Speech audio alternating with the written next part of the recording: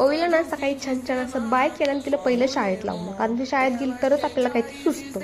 आणि त्याच्यानंतर मला एवढा सावरा राहारा आवरायचं होतं, पण त्याआधी चहा केला, कारण राम काका जे आले ते पण चहाचे झाले. म्हणून दोघांनी चहा घेतला आणि ते ओटा मी आवरून घेतला.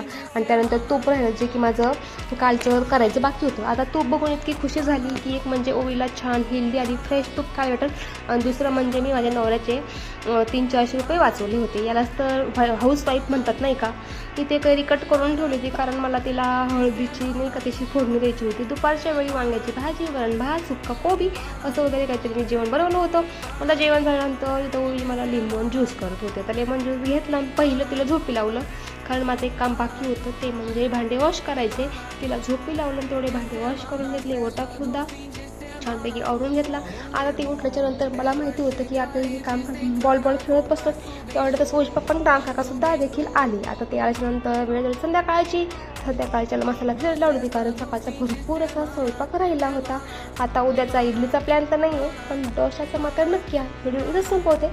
पुन्हा भेटू. Tata bye bye.